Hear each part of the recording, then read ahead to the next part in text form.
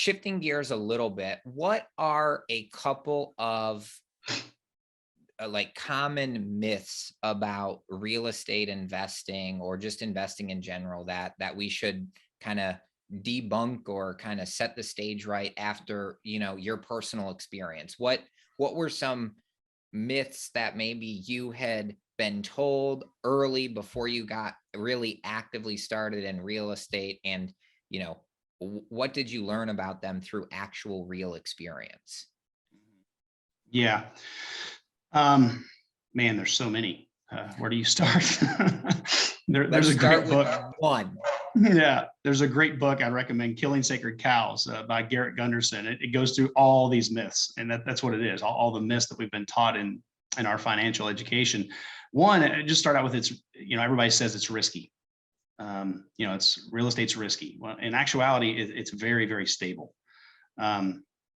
Real estate has it is the lowest volatility asset class that there are out there. And it's usually high volatility that kill a lot of stock players, right? When the markets goes up and down, people always sell low and buy high.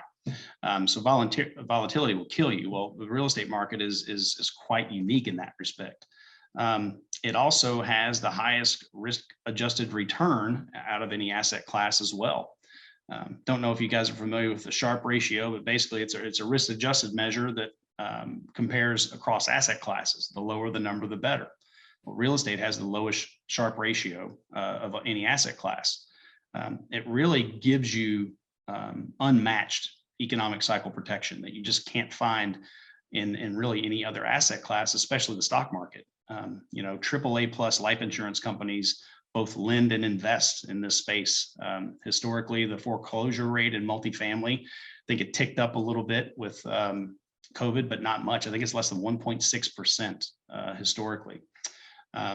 Single family homes, mobile home parks, those can actually even be lower. It's a very solid asset class. Yeah, I think just from a high level, investing in cash flow producing real estate assets really Yeah. makes sense when the population in the US is growing. Um, Depending on what market you invest in, I would personally invest in markets where there's job growth and population growth. And with a growing population where more than half of the population chooses to rent, you have a very good um, mix of supply and demand. You have more demand for people renting because there's more people moving to your market, and they need a place to rent. And the supply is very finite of rental options available. And so you have a good economic environment to keep your investment, your property rented and generating cash flow. And that's the name of the game, is just continue to generate cash flow. Yeah, for Um, sure. Shifting gears a little bit, I know we've got about 15 minutes left, so I want to save a little bit of time for questions. If anyone has questions, please ask them in the chat box, in the Q&A box. Dr. Danny, I'll take this. I'll try to field all these questions. I know the technology stuff can be challenging, so I just do my best to keep my screen organized over here. But let's talk a little bit about what next steps someone should take if they're looking to just get started, and maybe we can talk briefly a couple of next steps for active, but maybe we'll focus more on the passive or passively active group. So a new person who listens to this webinar and they are like, I need to go out and make some more income from investment income versus trading my time. So how do they get started? Yeah. Well, the first thing I always tell people, Danny, is to read voraciously, and physicians are pretty good at that. It's the easiest way to learn from what others have done, right? It doesn't mean you have to do what they do, but it's a great way to learn the space, and it's a very cheap form of education.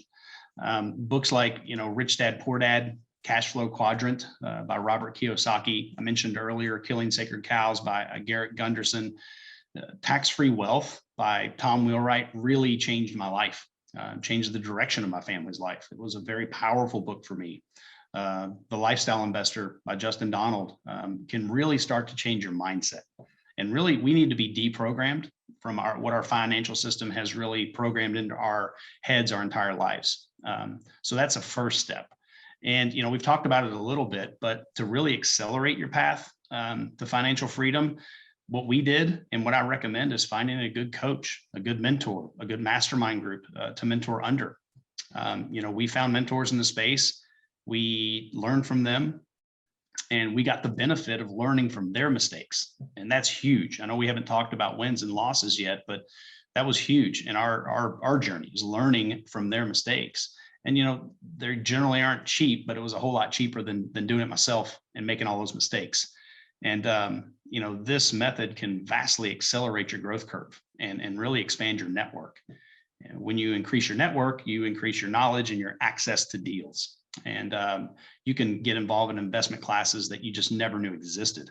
I know I did, right? I mentioned earlier, but I think finding coaches and mentors can, 10, 20, sometimes 100x your investment in a very, very short amount of time.